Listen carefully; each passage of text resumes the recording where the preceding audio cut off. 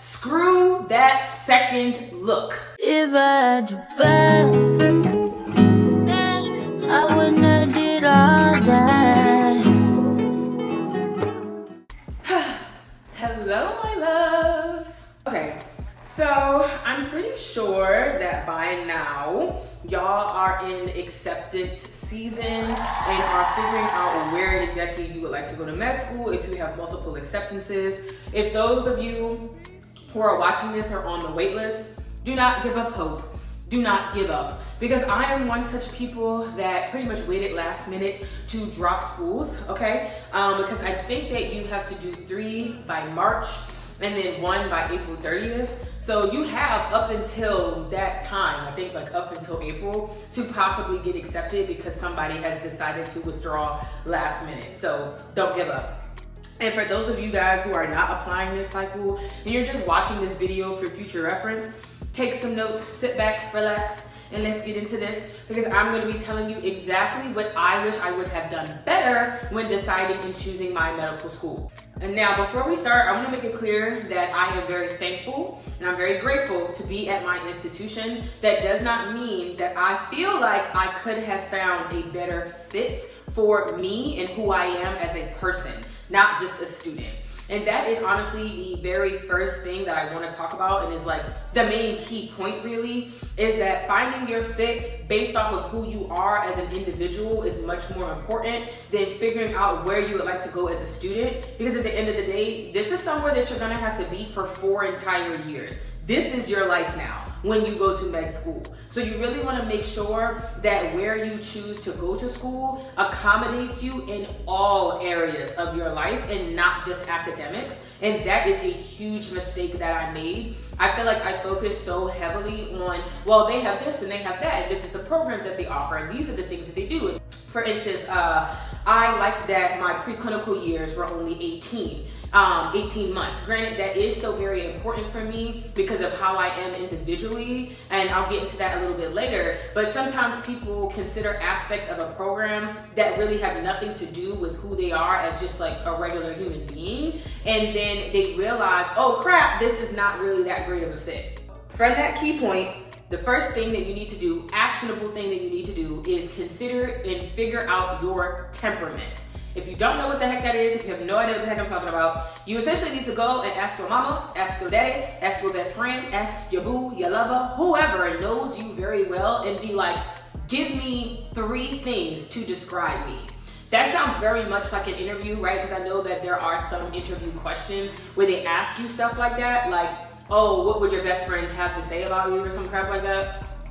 But I'm more so saying that you should do this so that way you have a better understanding of how you present and things that maybe you aren't consciously aware of. So for example, I've always known that I'm a very outspoken, talkative person. I mean, hello, that's why I have a YouTube channel. So I knew that about myself. However, I would have never considered myself to be like argumentative, and I still don't really like that word. However, my friends know that if something goes down, if something is popping off, if something is going on, call Janae, because Janae is not afraid to speak up. And so I feel like because of that, that part of my temperament is a little incongruent with my current institution. Being from the North is just very different than the social expectations of being in the South. And my mom told me this too, like she was like, I don't think that you're gonna like it in the South, it's just gonna be too different. And I thought that she meant more so in a political sense, because that is also something that is important. But she just meant in general, that whole Southern hospitality thing is very, That's some bullshit. It's a little strange, and honestly, y'all, I don't even know if North Carolina technically is considered like Southern compared to some other states. But just in general, it's so funny that whenever I do talk to people who were like born and raised here, they always be like, you're not from here, are you? I can tell that you're from up north. And it's this weird stereotype against Northern people that we're rude and we're like brisk and things like that. And I wouldn't even say that that's how I am or that's what it is. I think that being from up north, I'm very direct. I don't really like to beat around the bush. if something annoys me, I'm gonna tell you that it annoys me, and like it's just very common. So I feel like, I don't know, like just all of those combination of things with me being so bold, outspoken, willing to really go back and forth with anybody. I went to an HBCU, right? There were just too many things in my temperament, in my nature, that were not matching my current environment. And so that is something that you really need to consider. So some other examples other than myself, maybe you're a quiet person, maybe you're a very outdoorsy person, maybe you are a gentle giant, right? You need to understand what your personality is like to others, so that way you choose an institution that is complementary to how you are as a person. Next thing that I would say that you need to consider is, does the faculty believe in the same things that you believe in? And what I mean by that is, if you're very into something like social justice, and you're very involved in certain political rights and political beliefs and whatever, like you just have a very, very strong opinion about these things, and they're pretty much crucial and integral to who you are, you need to make sure that you're not going to a school where the faculty are doing the opposite, okay? You need to make sure that you're going to a school where they're getting funding and grants and doing research in the areas that you care about. So something that my school is really known for is like, what is it called? Lord, not me blinking. Primary health. Primary health? Primary care, there we go. They're really big on primary care, okay? They do a lot of rural medicine type things. So if that's something that's important to you, this would be a great fit, because they are putting their money where their mouth is. You know what I'm saying?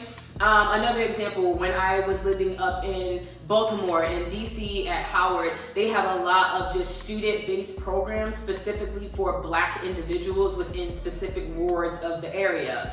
And as a Black person from the city, I like things like that. Those types of things are important to me. But maybe that's not the patient population you care about, so you're not really worried about that.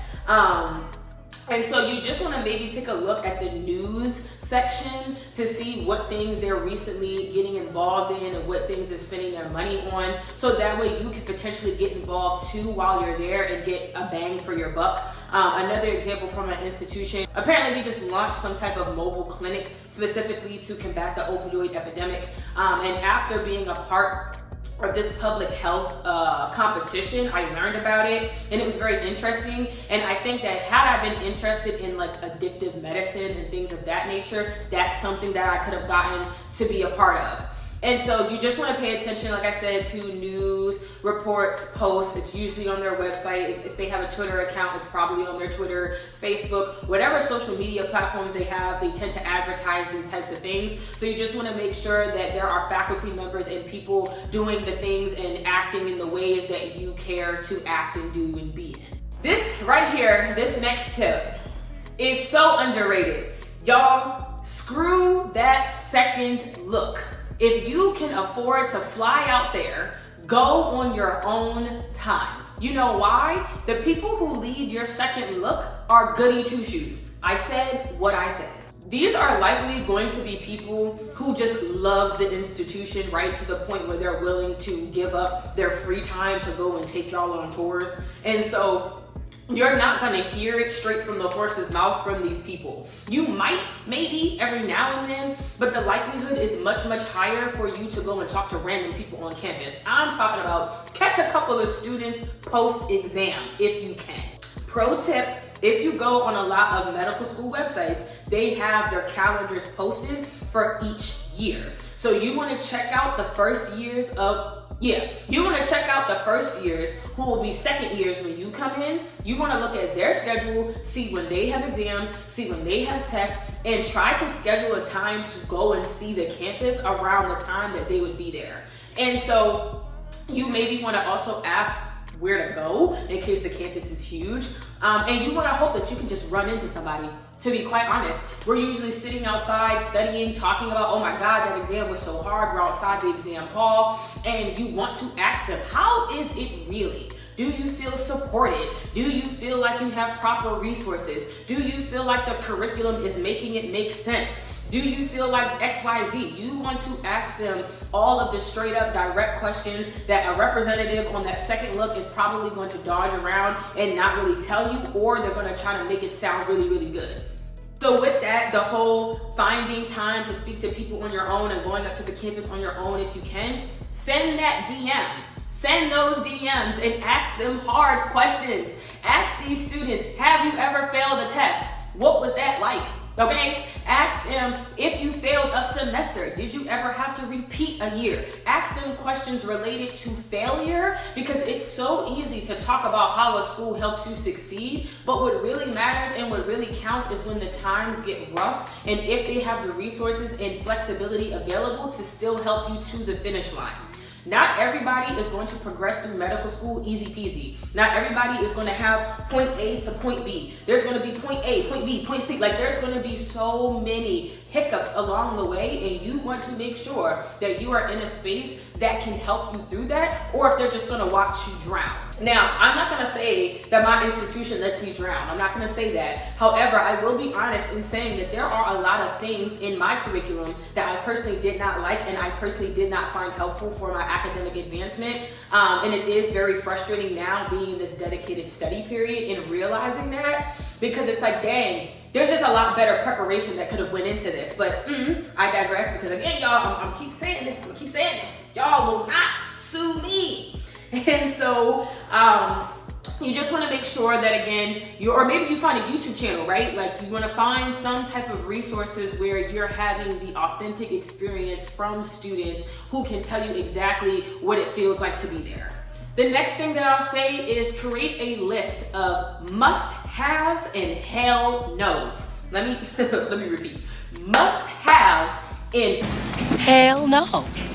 as in, if this is something that this institution does, if this is something that the faculty members do, if this is something that you see the students do, you will not be going, okay? Now, looking back at it, would be a hard hell no, is having non-Black faculty members.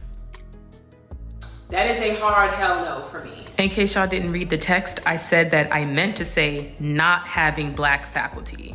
I need y'all to have at least 1, 2, 3 that are in constant rotation. Not just guest speakers, okay? They're not here to just give me one lecture, but that they are integral and a part of the academic teaching curriculum. You know why? Because when it's time to talk about things like social drivers of health, social determinants of health, and racism, I want to hear from people who go through it. I don't want to hear from the people who learn about it secondhand. And so it literally drives me insane that we be trying to talk about race and racism and we do such a poor job at it, and then we wonder why. And it's because we don't have any Black staff. That's why. And before y'all be like, wait, there's not a single one. No, like, obviously there are some employed by the school, but in terms of people who actually educate me, no, there were not. There were maybe 3.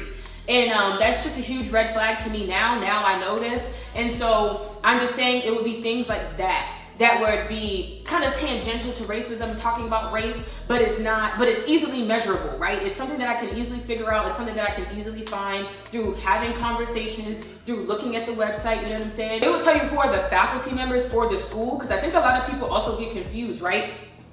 If your medical school is attached to a hospital, which it probably is, staff members of the hospital who then do things over at the university for maybe research purposes are not going to be your lecturers. You need to look at the School of Medicine specifically. That is the only place that you look, and you look to see their titles, you look to see their job titles, and if it says anything about them being like an attending or something, the likelihood that they are an integral part of your actual academic curriculum is very, very low, because they're being a doctor.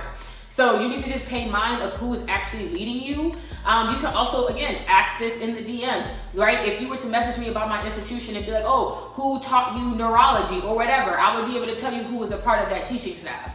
And something else that could be a hell yes, an absolutely yes, I would go here if you have this, would maybe be like having, because I know for me, I brought this up in my acceptance video. I talked about how I really liked that they had Spanish courses available, medical Spanish courses available. I personally did not do my proper homework of actually understanding how that program worked, because now I'm realizing that them having this isn't really even that beneficial to me. But still, I like that they did have it, so that was something that was on my list. And yeah, you just really want to spend time thinking about what are some absolute yeses, absolute nos. And then you also want to do the same for the state. Okay? If you are planning on being an out-of-state student, you need to figure out what exactly is in that area that is a must-have for you and an absolutely not for you.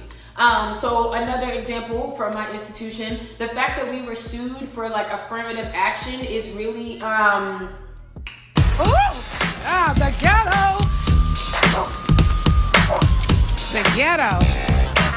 Is really uncomfortable for me, right? Like that is something that would have deterred me from coming here because I don't like that. Why would I want to be in an area where you have enough people willing to push that type of law forward? Like that's just weird. And so I felt like that would have been something, like I said, I would have paid mind to. Also, the fact that North Carolina, y'all, if you didn't know, it does not have happy hours. It does not have alcoholic happy hours. You can get happy hours for food. You can maybe get discounted drinks, but they don't have an actual legitimate happy hour. A lot of the brunch places where I live, they do not have unlimited mimosas, all right? I don't like that. And before somebody's like, girl, what the heck with you, an alcoholic? No. But I am an adult and I like to have a good time. And if I want to drink, I want to be able to drink for a discount. And so, that's just something that like I wish I would have known socially about the area. Something else that you might consider about the state itself would be proximity to other states. So something that I really miss about the DMV was that I could be in Baltimore and I could be in DC within an hour, right? I could be in DC and I could be in Virginia within the hour.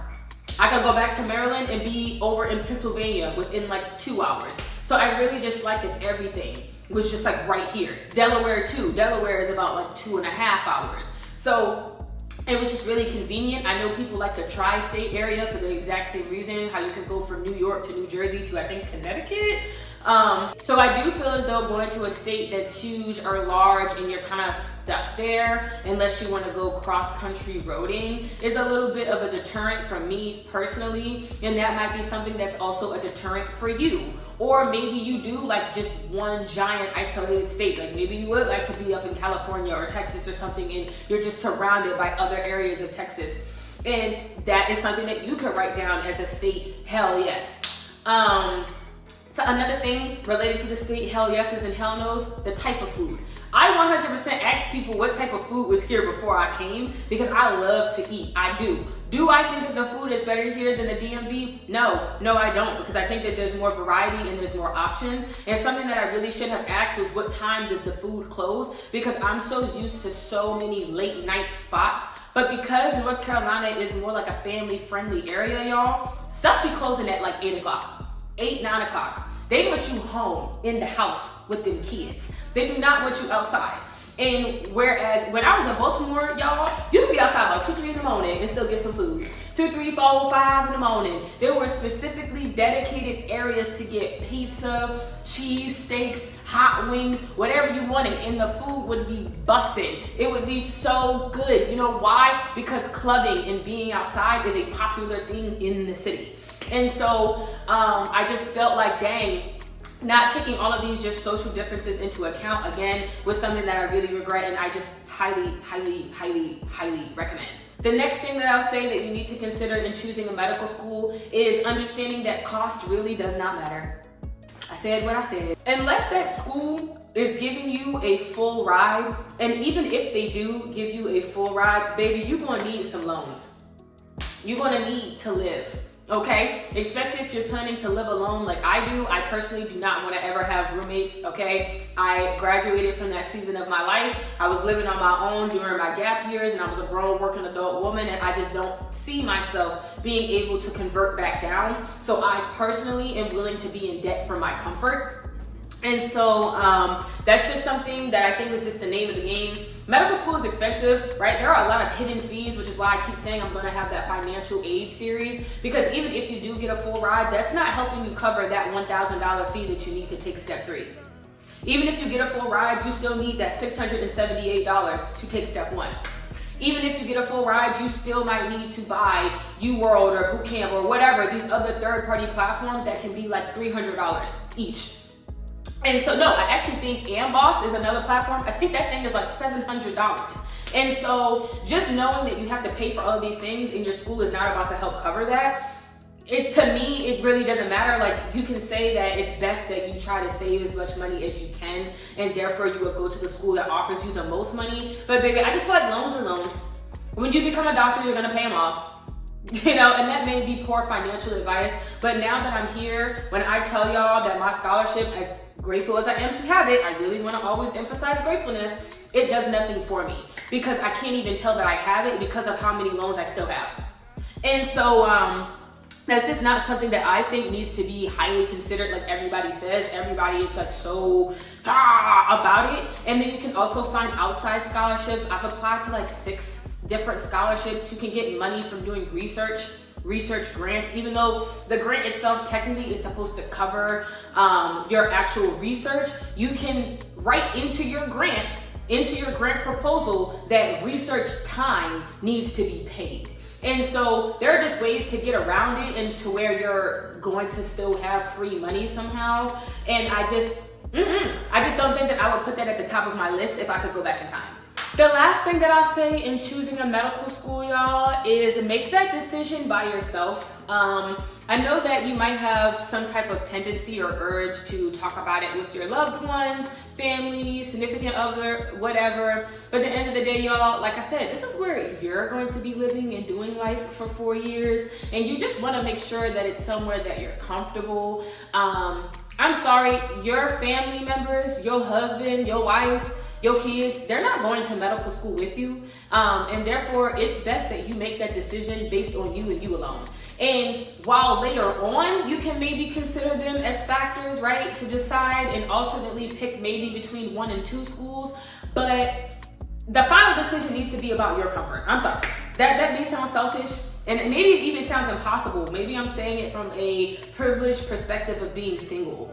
But I genuinely do believe that even if I was married, I would still feel this way. Even if I did have kids, I would still feel this way. Knowing now how hard it actually is. Like, y'all, there are days and times where I'm just up. Just can't turn my brain off, like I've been sharing in my dedicated videos. I be crying, I be stressed out, I don't be eating. Like, it's bad. And so it's just like, I need to be at a school and in an environment that makes that all worth it. And if I made my decision based on what somebody else was comfortable with, there is a higher chance that that wouldn't be the case. And those are just not odds that I'm willing to take. Those are not dice that I'm willing to throw. That is not a bet that I'm willing to gamble. And so I would just recommend that maybe you keep these decisions to yourself until the very, very, very last minute. And maybe you only share details when you are like 99.9% sure that you're going to this one particular school and you're just kind of letting everybody else know. Because yeah, it's just very easy to get caught up in other people's emotions, and other people's emotions are not going to save you when you're staring a 200 question exam in the face. So I think that that's pretty much it. I hope that this wasn't too much of a random rambling rant. I really try my best to dig deep and think about what I would have done better if I could go back in time. And I'm sure that a lot of you might have this question of, okay, so would you still go to the same school if you were given the chance? And I would say yes, only because of the opportunities that I have right now, right? I would say yes because of my mentors. I would say yes because of the research that I'm doing right now. But if I didn't have any of those things, right? If I was just raw, fresh, just studying, then probably not. Just because in its bare bones, the actual manifest functions of my institution are not best aligned for me, which is why I said fit is so important. And I really do consider myself blessed and God ordained, given, touched, whatever you want to say, for again, having the mentors and the research and the other opportunities that I have that make this whole process more fulfilling and more worthwhile. And that's just me being honest. So I'm hoping that nobody from my institution tries to watch this and be like, she hates it here, how dare she, da, da, da, da. Because again, this is my experience. This is my journey, and only I can talk about my feelings. I'm not gonna allow anybody else to rewrite that for me. And yeah, but you know, overall, y'all, life is life. You're constantly gonna be learning, evolving, and changing, and it's just, I try not to take stuff too too serious, because when you do, that's how you get sick, okay? Stress ulcers are actually not a real thing, I learned that. But stress in itself does kill the body. It does wear you down. And I refuse to go to my grave any earlier than the Lord has planned to call me home, okay? And as of right now, I have plenty of things down here to do on this earth, so I really be trying my best to just let things roll up on off of me. So that's it. Those are my reflections. This is my experience. I hope that this advice was helpful. Please let me know down below if there are other things that you kind of wish I talked about, or things that you're just curious about that I didn't bring up, and maybe I could answer them in another video if it's something that I think is worthwhile expanding on, or I'll probably just write you back. You can also email me. My email is attached in my bio. And you can also send me a DM. Whatever is most comfortable for you. I love hearing from you all. And yeah, thank you guys so much for supporting my channel as always.